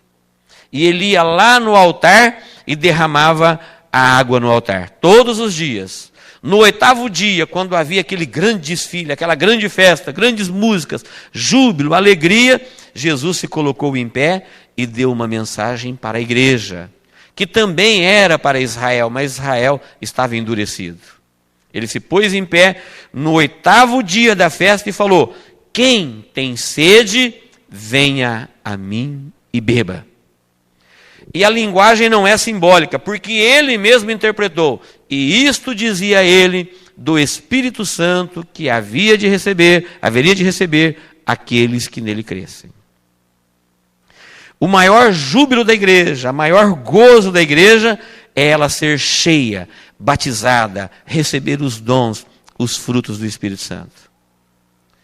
Queridos, quem não entende isso, quem não busca isso, quem não tem isso, perdeu o que de melhor Deus tem, proporcionou e ofereceu e revelou à igreja. Quantas pessoas conseguem hoje viver na época do apogeu da revelação de Deus? Quando o Espírito Santo é dado sem medida, quando o caminho para Deus está aberto, rasgou-se o véu do templo, ele tem acesso, ele pode entrar, e mesmo assim nós não encontramos motivo para nos alegrar na presença do Senhor. Sabe o que é isso? Falta de ser cheios do Espírito Santo de Deus. Nós somos cheios de muita coisa. Nós somos cheios de muitos sonhos, de muitos projetos. Nós estamos, às vezes, preocupados em construir o nosso reino. Por isso a alegria não aparece com mais intensidade na nossa vida, porque se nós buscarmos, ela está disponível. Jesus se colocou em pé, abriu os braços e falou: quem tem sede? Quem é que busca água? Sedentos. Quem não tem sede, não busca. Tem gente que consegue viver na época da graça, vindo na igreja uma vez por mês tomar ceia. Tem gente que consegue, no final da semana, passar uma semana sem participar de um culto na semana. E às vezes nós não sabemos porque a alegria indizível, o gozo, o batismo, os dons, os frutos do Espírito não aparecem na nossa vida, porque nós estamos cheios de muita coisa, não temos sede de Deus. E nunca teve, nunca haverá um derramamento do Espírito como este nos nossos dias. Mas pastor, eu não estou vendo esse derramamento. Ele só é derramado onde há sede. Se nós nos reunirmos aqui, queridos, não estou disciplinando vocês, não. Eu estou dizendo que se nós nos reunirmos aqui e falar, gente, vamos buscar a Deus, desinteressadamente, não para ficar rico, não para ser curado, não para ser abençoado, vamos nos encher, eu tenho certeza que coisas maravilhosas acontecerão na nossa vida. O gozo, a alegria indizível do Espírito Santo vai dar uma outra proporção ao nosso viver. Muita coisa mudará no nosso caminho, mas nós somos vasos vazios, temos pouquinho de Deus, o suficiente para o gasto. Isso vai do pastor ao membro, somos muito comprometidos com a vida que vivemos. Se nós somarmos no final de cada semana, se Deus dissesse, eu falei aqui das primícias, é dar o primeiro de tudo para Deus. Se nós somássemos o primeiro do nosso tempo, nós vamos ver que nem a primícia nós não damos para Deus. Se nós fizéssemos um balanço mensal da nossa vida, nós íamos ver que o dia tem 24 horas, o mês tem 30 dias. E se nós somássemos o que foi para Deus, o que foi para a televisão, o que foi para o lazer, o que foi para o descanso, o que foi para o trabalho, nós íamos ver que nem a primícia nós não damos para Deus. É um enfado hoje, às vezes, vir 3 vezes por semana na igreja. Sabe por quê?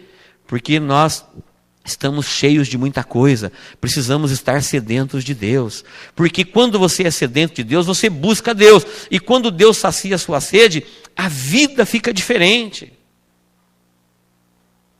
Nós viemos de um mundo tão oprimido que a gente mal bebe um pouquinho de Deus, a vida já fica gostosa, e nós já damos testemunho, é uma maravilha, é gostoso. Eu vejo uma alegria no rosto de cada cristão. Se esta alegria existe, se você é uma pessoa feliz, agradecida a Deus, tem prazer no seu Jesus, na sua Bíblia, imagine onde não vai parar essa alegria se nós continuarmos enchendo o vaso. Se nós continuarmos buscando mais e mais do Senhor. Mas às vezes nós não temos sede. E esta profecia de Jesus é para a nossa vida. Ele falou, se você está precisando de água, água é sinônimo de alegria para um sedento, sinal de vida. Você está precisando de vida, pare de arrancar os cabelos, pare de ficar procurando ajuda no sistema financeiro, pare de ficar procurando ajuda onde não existe. Procure Deus. Pegue o sangue que já está à sua disposição, entra no Santo dos Santos e busque o Senhor e veja o que Ele pode fazer na sua vida. Não precisa mais ninguém segurar na minha mão. Não precisa mais ninguém me conduzir. Não precisa mais ninguém me levar a lugar algum. Queridos, eu estou falando para vocês um caminho que eu tenho percorrido. Nunca ninguém segurou na minha mão. Eu é que segurei na mão de Jesus e falei, segura na minha mão, Senhor. A partir do momento que eu aprendi este caminho, eu ando por ele, eu quero ele cada dia mais. E Deus vai te dando cada vez mais. É uma fonte que quanto mais tira, mais sai, porque ela é fonte de água viva. Já pensou que gostoso? Você tem ela na sua casa, no seu dia a dia. Aonde faltar vida, aonde der sede, aonde der problema, é só acreditar que agora é o nosso tempo, é a nossa época. Nós não teremos outra época, é agora. Se nós deixarmos passar este tempo de buscar ao Senhor, nós não teremos outro. O dia tem 24 horas. Se trabalha 8. Vamos colocar mais 8 para dormir. Não acredito que alguém durma 8 horas por dia. Não acredito, sim. Acredito. Eu conheço alguns. Eu falei não acredito pensando na maioria, mas eu pensei na minoria agora. Tem gente que é bom nesse negócio. Até passa de 8. Mas se nós trabalharmos 8, falar, Deus, eu tenho que ganhar o pão de cada dia, eu tenho que estudar, eu tenho que trabalhar. Tá bem, 8 horas por dia. Vai trabalhar. Cumpra com a lei dos homens. Depois sobra mais 8 horas. Eu preciso refazer, Senhor, eu tenho que descansar. Tá bem, mais 8 horas, são 16, sobrou mais 8. E agora, o que eu faço com essas 8 todos os dias, hein? Será que a novela não leva a melhor, não? lazer, tudo. Como é que Deus fica triste? Ele colocou você em primeiro lugar no plano dele. E eu falo isso para mim. Jesus olhou para mim quando eu não era nada. E me valorizou. Me prometeu uma vida em que eu vou estar acima dos anjos.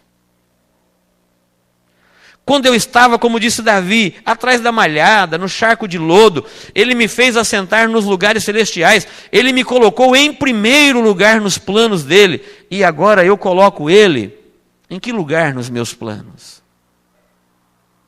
Em que lugar? Pense nisso. Isso vai fazer nascer sede no teu coração. Isso é bom. Isso vai te dar sede de Deus, sede da casa de Deus, sede da palavra de Deus. E pode vir que tem. É Jesus que disse: quem tem sede, venha. Pode vir.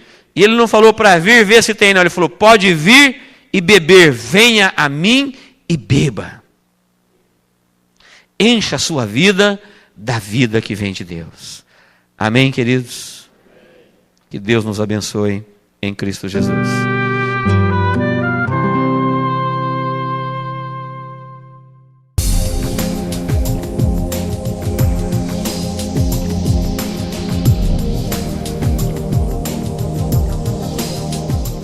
Eu tenho 5 minutos e eu vou usá-lo para fazer um resumo.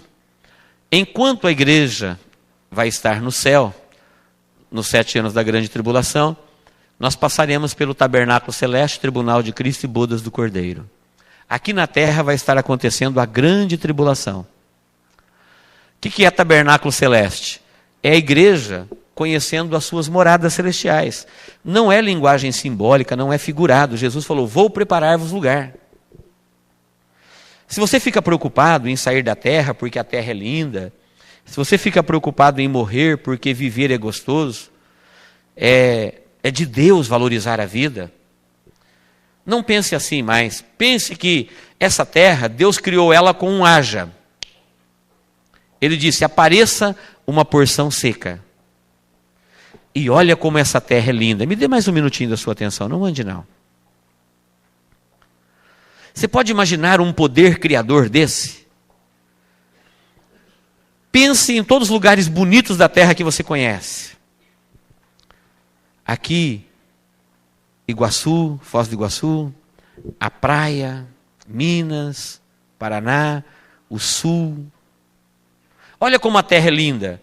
E mesmo assim ela está amaldiçoada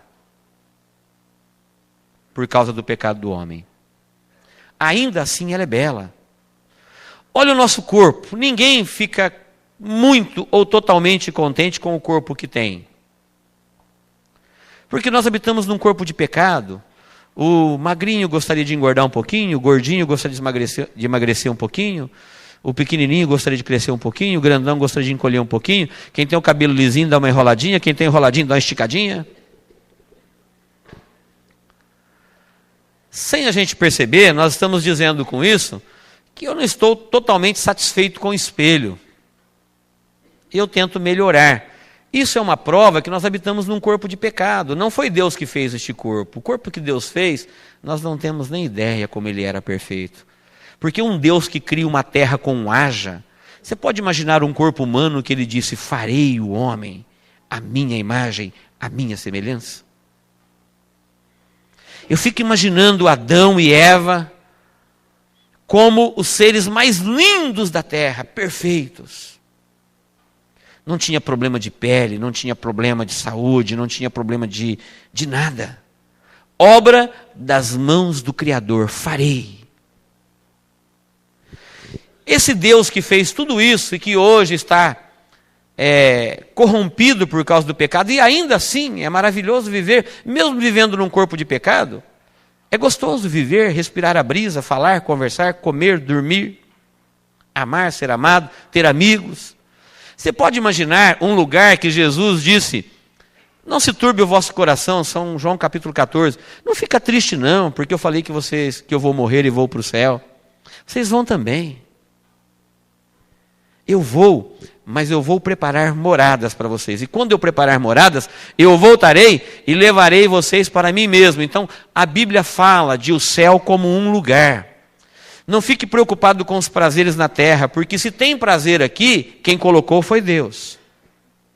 Se existe prazer em comer, beber, dormir, fazer sexo, amar, viver, quem colocou este prazer foi Deus. Mas esses prazeres foram pervertidos. Prazer de comer virou glutonaria, prazer de fazer sexo virou adultério e prostituição. E todos os prazeres foram corrompidos. Imagine uma vida agora de prazer, onde Jesus disse: eu vou preparar-vos lugar. Então não tenha medo. Quando ele disse crede em Deus, ele está dizendo, acredita em Deus. Não fica com medo de perder os prazeres daqui não. Pode crer em Deus, creia também em mim. Crede também em mim. Se eu estou falando que na casa de meu pai tem muitas moradas, é porque tem. Se eu estou falando que eu vou e vou voltar, é porque eu vou voltar. Quando alguém falar para você, igual falaram para Moisés, mas já faz tempo que ele foi, está demorando, não volta nunca. Lembre-se que Jesus pediu para você crer nele. Ele falou, crede em Deus e crede também em mim. Se existe prazer nesta vida cheia de pecado, ele saberá colocar muito mais prazer num lugar onde não há morte, onde não há demônios, onde não há pecado, onde nós viveremos na presença de Deus, em corpo glorificado. Depois de conhecer as moradas celestiais, a igreja passará pelo tribunal de Cristo. Tribunal fala de julgamento, mas não é para julgar quem vai ser salvo ou não. Todo mundo que foi arrebatado é salvo. Mas cada um será recompensado de acordo com suas obras. Recompensa não é dom, nem fruto. Recompensa é salário. Quem fez por amor ao reino de Deus, este reino que nós falamos aqui ontem, quem fez alguma coisa por este reino, ainda que seja um copo de água fria, receberá a recompensa. Coisas que talvez você fez e não se lembra mais, Jesus não se esqueceu dela, Ele vai te recompensar. Você que já fez alguma coisa para Deus, e provavelmente os homens não te disseram, muito obrigado, você fez com muito amor. Às vezes entre nós acontece isso, de você fazer e eu não reconhecer, de eu fazer para você e você não reconhecer. Não fique triste com isso, isso é da humanidade, é do homem. O homem é limitado. E se você fez alguma coisa grande para Deus com amor e alguém não te disse muito obrigado, alguém não falou, olha, foi muito bom o que você fez, fique sabendo que Jesus sabe e Ele te recompensará publicamente e ainda no tribunal de Cristo. A Bíblia diz, sede sempre abundante, firmes e constantes e abundantes na obra do Senhor, sabendo que o vosso trabalho não é vão no Senhor. Depois do tribunal de Cristo, nós participaremos da ceia. A ceia é uma reunião de salvos, por isso quem não é batizado não participa, porque quem aceitou Jesus como seu Salvador, ele se compromete através do batismo. O batismo é um compromisso público de uma pessoa com o corpo de Cristo. A partir daí ele está habilitado para participar da ceia. Na época de Abraão, era a circuncisão. Hoje, é a pessoa aceitar o batismo. Quando ele aceita o batismo, ele ingressa oficialmente no corpo de Cristo. E ele participa da ceia aqui. É uma prova que ele, quando participa, julgando-se a si mesmo, discernindo o que ele está fazendo, ele vai participar na ceia celestial. Quem pensa em participar dessa e nem conseguiu participar nessa, ele se engana. Porque a Bíblia fala, aquilo que está ligado no céu é o que foi ligado na terra. Se nem na terra você conseguiu se ligar, não tem como se ligar no céu. É a igreja que liga aqui. Quando eu falo a igreja, não estou falando desta igreja, a igreja de Jesus, que liga aqui aquilo que é ligado nos céus. Então, valorize a ceia, porque nesse dia, no céu, não sei como, mas nós participaremos numa ceia com todos os salvos. Povos, tribos, línguas e nações de toda a terra, juntos com a mesma gratidão, gerados filhos de Deus pelo Espírito Santo, salvos pelo sangue do Cordeiro, arrebatados pelo Espírito, participando da ceia do Cordeiro, porque Jesus disse: desejei muito comer convosco esta Páscoa, porque não beberei mais convosco do fruto da vide, até que se cumpra no reino de meu Pai. A última ceia nossa será nos céus. Amém, queridos? Quando Jesus voltar, depois, olha que diferença, aqui grande tribulação, aqui tabernáculo celeste, tribunal de Cristo e bodas do Cordeiro. Qual você quer? Ninguém tem dúvida, né? Vale a pena renunciar ao mundo. Enquanto a igreja estará vivendo 7 anos aqui aconteceu os 7 anos da grande tribulação. Jesus volta com a igreja que ele arrebatou para implantar o milênio. No final do milênio, a terra novamente será restaurada. Coisas que, onde suceder, a terra vai virar uma bola de fogo. De novo. Diz 2 Pedro 3, 5 a 13, que não sobrará nem raiz e nem ramo. Alguns entendem que vão perecer somente as coisas perecíveis. Porque senão como é que Deus criaria novos céus e nova terra? E como é que Israel continuaria habitando na terra sem pecado? Eu creio que Israel vai continuar habitando na terra depois de restaurada. Por quê? Porque não tem promessa para Israel de céu. A promessa para Israel sempre foi de terra. Israel vai continuar habitando na terra restaurada. Por quê? Um povo morando na terra é o plano de Deus. O inimigo frustrou o plano de Deus por causa do pecado do homem, mas quem é ele para impedir Deus de levar a efeito o seu plano? Do mesmo jeito que Deus queria ter um povo na terra, Deus revelou que no final ele restaurará os céus e a terra. O problema do pecado que começou aqui foi tratado, os gentios tiveram a sua oportunidade, os judeus tiveram a sua oportunidade. Quem deu ouvido à voz do evangelho anunciado por Deus em Gênesis 3, até o último pregador que vai pregar no reino aqui e foi salvo, foi salvo. Quem não deu ouvido à mensagem pregada em cada uma das dispensações, virá para o inferno, ressuscitará na segunda ressurreição, comparecerá diante do juiz do trono branco e será lançado no lago de fogo, Geena, que é a segunda morte, que é o inferno, preparado para o diabo e seus anjos. Veja, irmãos, eu acho importante guardar isso.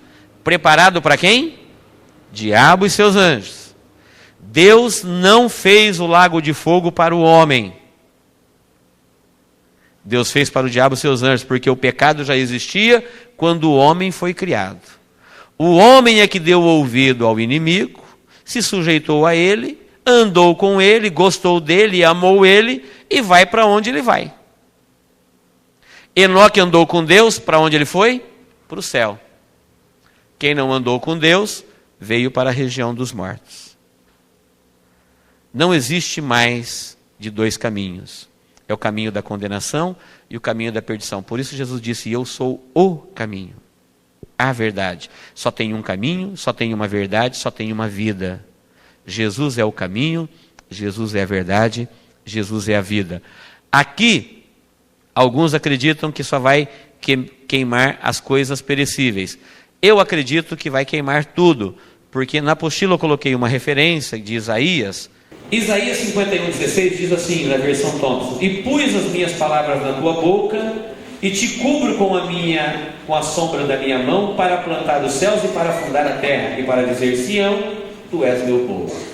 Olhe para mim, este versículo está dizendo para Israel: eu vou te cobrir com as minhas mãos, e vou plantar novos céus e nova terra.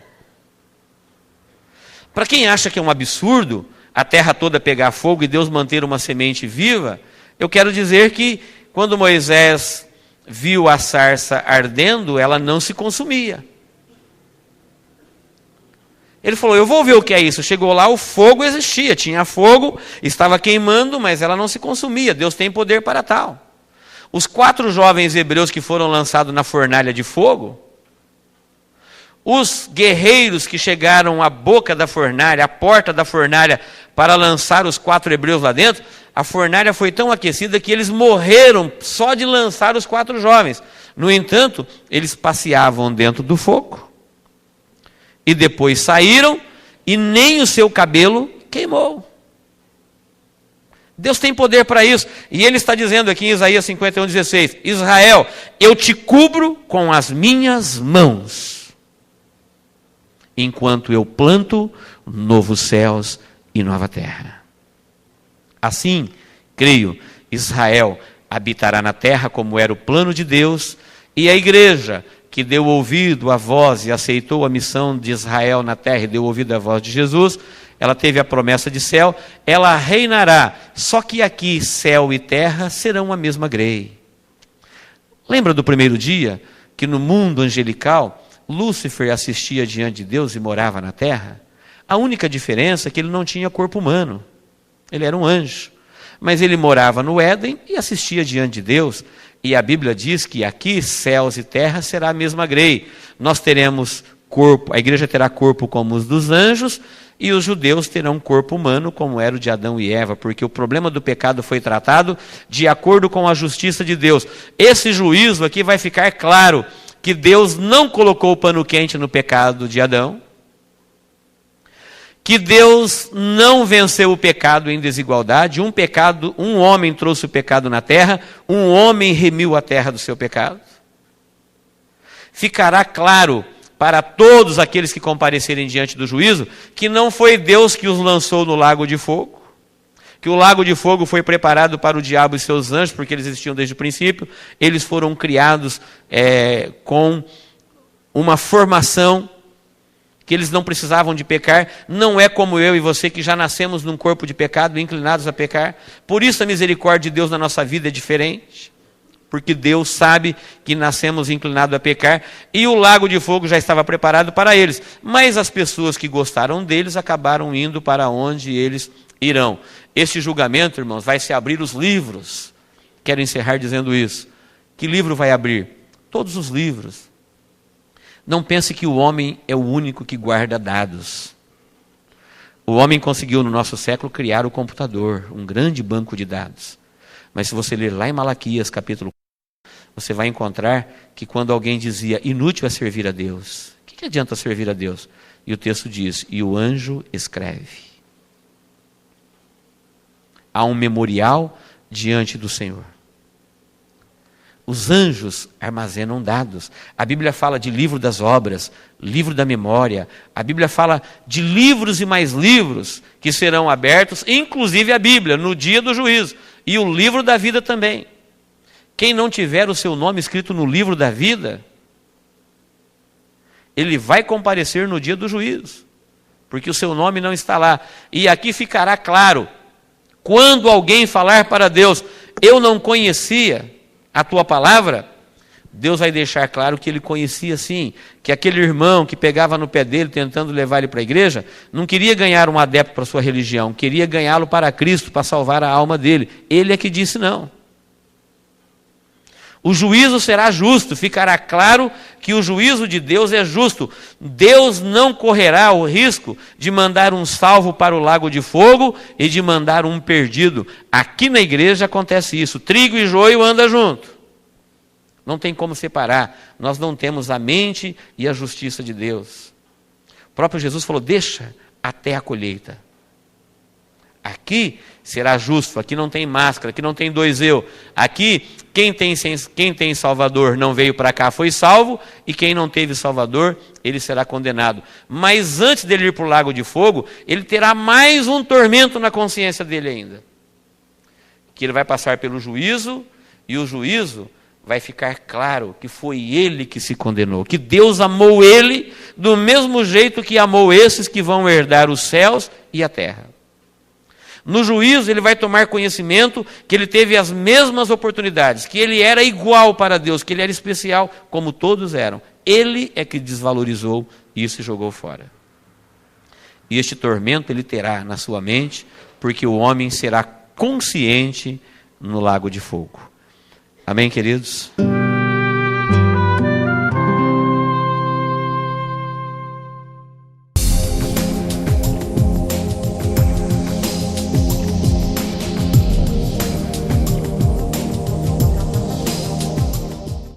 Bem, queridos, Vamos responder algumas perguntas. Entre os mortos ressuscitados no arrebatamento estarão também os profetas, apóstolos, reis, Maria e outros?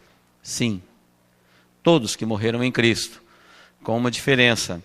Eu entendo que a igreja é a partir de João Batista. Perguntaram para João Batista: tu és o noivo ou a noiva? Ele falou: eu sou amigo do esposo e o meu gozo está cumprido. Entendemos que os santos do Antigo Testamento não fazem parte da igreja. Deus tem um plano especial com esses santos arrebatados. São os padrinhos do casamento, são os convidados de honra, mas não fazem parte da igreja. A igreja, ela é formada basicamente por gentios. É correto dizer que os poucos a serem salvos na grande tribulação por não aceitarem o sinal da besta, eles foram salvos com o derramamento do próprio sangue? Sim, é correto. Há muito tempo atrás ouvi dizer a respeito da janela 1040 que se referia a países que não havia chegado o evangelho. A pergunta é comprida, mas está perguntando se antes de Jesus voltar a palavra tem que chegar em todos os lugares. Eu disse que o evangelho do reino será pregado em todo o mundo. Aquele missionário de Portas Abertas que esteve aqui, ele disse que já existe o evangelho em todo o mundo. O que não existe é a expansão dele, mas em todos os países da janela 1040 tem cristão. Foi o que ele disse aqui, como representante de Portas Abertas, que está em mais de 65 países no mundo. O que a gente precisa é orar, apoiar, para que essas pessoas lá, ou outros que forem enviados, consigam ocupar o espaço e pregar o evangelho. Mas se uma pessoa convertida é sinal de que o evangelho chegou naquele país, de acordo com o relato de Portas Abertas, não tem lugar na terra que o evangelho não tenha chegado. Mas eu ainda acredito, assim, que tem lugar que não chegou, tribos, povos de difícil alcance. Daniel 7, 19, fala do animal que tinha 10 chifres sobre a cabeça, outro chifre surgiu e fez cair 3. No versículo 24 fala de 10 chifres, que são 10 reis, depois surgirá outro diferente que destronava os 3. Quem são esse outro chifre diferente que surgiu e esses 3 que foram destronados? É uma profecia que se cumprirá no ministério do anticristo, durante a sua atuação. Fala que da confederação de nação, os 10 chifres que você vê na cabeça dos animais terrível e espantoso, é o mesmo os 10 dedos da estátua. Deste governo e deste império, então do império romano e deste governo político, nascerá o anticristo. Ele é o chifre que vai crescer acima dos 10. Diz a profecia que quando ele implantar o seu reino, 3 reis lhe fará oposição, e ele dará uma demonstração de força, esmagará os 3 reinos. Mas tudo isso é futuro, é o anticristo no Império Romano, que virá de uma confederação de nações. Aqueles que foram arrebatados quando voltarem para reinar no milênio com Cristo também serão tentados pela besta, que será solta. São 3 perguntas em uma. Pergunta se aqueles que foram arrebatados com Cristo, quando eles voltarem, então, é aí que eu falo, que a gente fala de um jeito e chega de outro. Eu disse que aqui Cristo virá com a igreja que ele arrebatou. Esse virá, a pessoa entendeu que ele virá à terra. Ele não virá à terra. A igreja que foi arrebatada nunca mais habitará na terra. Não tem promessa para a igreja de terra. A promessa para a igreja é céu. E como eu disse, acima da nossa cabeça é o primeiro céu. A igreja reinará com Cristo nos ares. Então, respondendo às 3 perguntas que estão em uma só, a igreja nunca mais corre o risco de perder a salvação. O problema do pecado já foi tratado na vida dela, já está em corpo glorificado, já não tem mais a inclinação para pecar, já não vai ser mais tentada como será os moradores que habitarem no milênio em corpo humano. Não corre o risco de perder a salvação, nós vamos ver isso na festa agora. Então a igreja reinará como os anjos, em corpo glorificado, como Cristo. A palavra profética diz, como ele é, nós seremos. Na transfiguração, o irmão sugere que Moisés representava a lei e Elias os profetas. Também pode ser aplicado. Ainda que eu entendo que na transfiguração, o grande objetivo era revelar Jesus. Este é meu filho amado, em quem me comprazo. Foi isto que a voz falou do céu. Então não precisamos nem de interpretação. Eles estavam reunidos, Pedro ficou alegre, queria fazer 3 cabanas, E uma voz veio do céu: este é meu filho amado, em quem me comprazo, a ele escutai. Então realmente estava ali um representante da lei e um representante dos profetas, pessoas honradas em Israel. Mas foi para mostrar Jesus para os discípulos como principal e acima deles. A pergunta aqui é se Jesus falava todas as línguas que foram nascidas na Torre de Babel. Creio que não. Não temos como fundamentar, mas Jesus era um judeu e falava o hebraico. E o grego, acredito também, porque quase todo judeu falava o hebraico. Por quê? O império mundial anterior era o grego. Então a Grécia dominou o mundo. A Grécia passou para o mundo a sua cultura, o seu idioma. O grego era um inglês de hoje. E ali Israel era um país que estava sob o domínio da Grécia. Acredito que quase todo judeu falava pelo menos o grego koiné, o grego comum. O grego comum, porque tinha o clássico também. Então eu creio que se Jesus falasse todas as línguas, era pelo dom do Espírito Santo, mas como homem ele falava o hebraico e o grego. Explicar a construção do templo em 3 dias, pois se sabe que Israel tem pronto a qualquer tempo o templo em 3 dias. Não creio nisso. Já vi gente dizer esse negócio de 3 dias, mas não creio nisso. Eu sei que Israel hoje tem tudo pronto, inclusive a vaca vermelha, a novilha vermelha do sacrifício, eles já têm a matriz dela. Israel tem hoje técnicas moderníssimas de construção. Eu acredito que eles erguerão o templo num curto espaço de tempo, durante a grande tribulação. Isso é um fato. Agora, não podemos falar que ele se reconstruirá em 3 dias. Quando Jesus estava falando que eu destruirei o templo e reerguerei em 3 dias, ele estava falando da sua ressurreição, porque ele destruiria o templo, porque até ali adorava-se no templo em Jerusalém. Ele falou, eu vou destruir esse templo, mas eu vou reerguê-lo em 3 dias, falando da sua ressurreição, porque a partir dali o templo de Deus seria no coração das pessoas. Então, os 3 dias não fala de reconstrução de templo. Creio também que ele será reconstruído num curto espaço, mas eu acredito que um curto espaço para se construir um templo é 1 ano, pouco menos, um pouco mais, não 3 dias. Como se apresentarão as 2 testemunhas no período da grande tribulação? Como homens comuns, serão vistos como homens, pregarão o evangelho, e a Bíblia fala que o mundo todo tomará conhecimento da sua morte e ressurreição. Acreditamos que seja pela televisão, pelo sistema de satélite, né? Para o mundo todo tomar conhecimento da sua morte e ressurreição, só pode ser por aí. Pastor, no ano de Noé, uma geração chegava a 800 anos. Hoje alguns pastores falam de uma geração de 80 anos. Onde encontramos esta informação? Veja bem, no dilúvio, Deus disse, o próprio Deus falou, não contenderá para sempre o meu espírito com o homem, os seus dias será 120 anos. A partir daí, quem passou de 120 anos foi uma exceção. No geral, o homem começou a morrer com essa idade.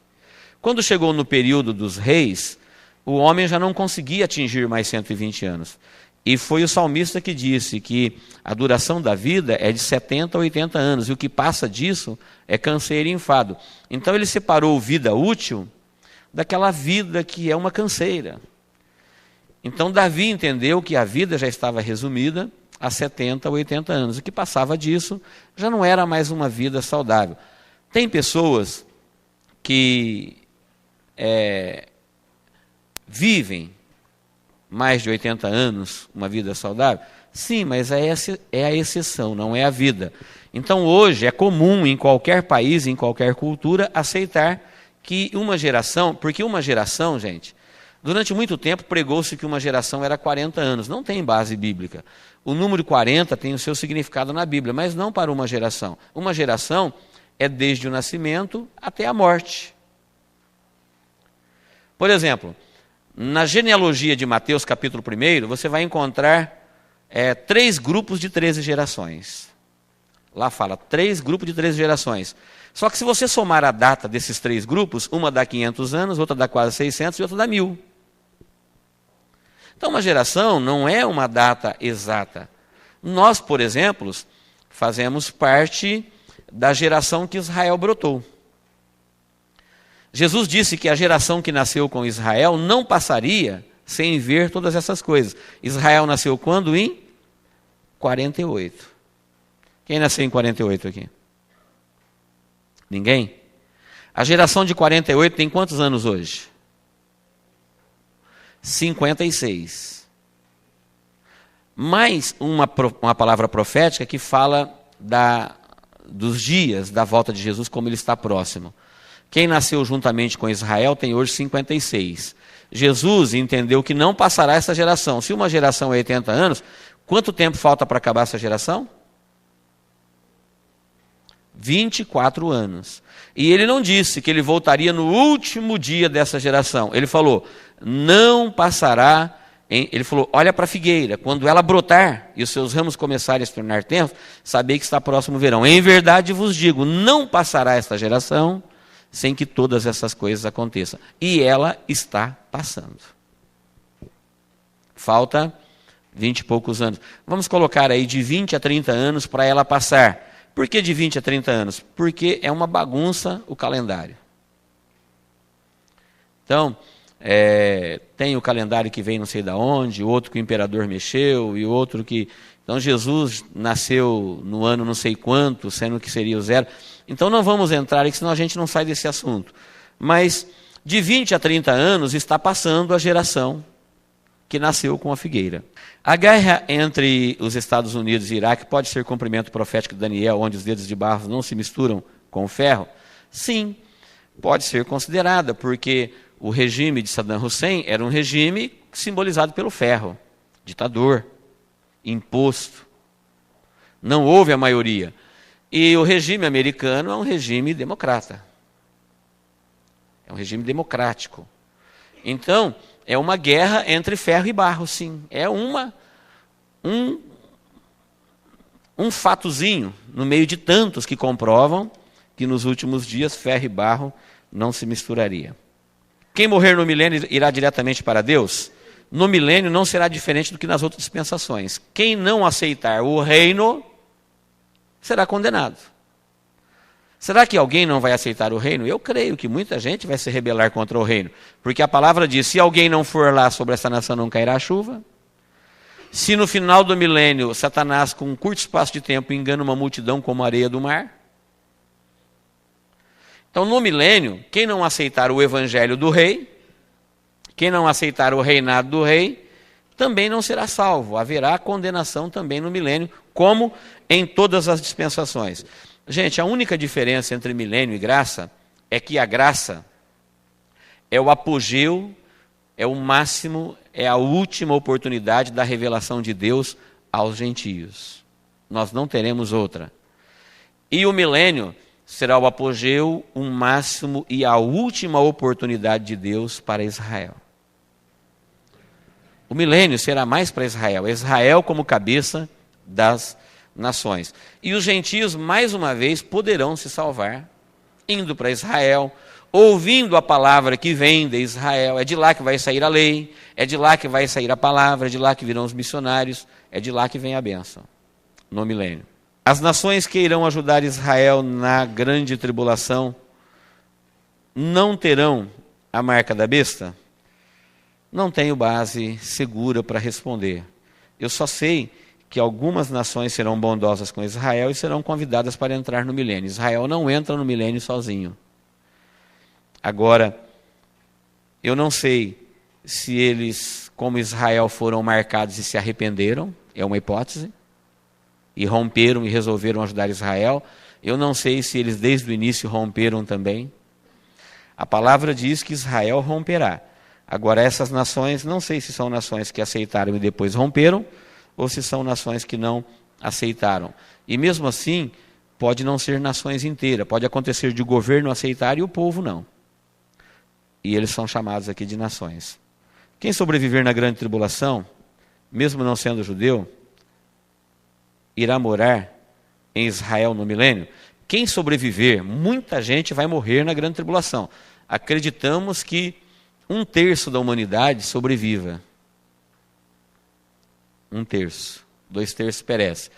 Esses que morrerem Os que forem convidados para entrar no milênio, conforme estudamos o julgamento das nações, entrarão. Os demais não, morrerão.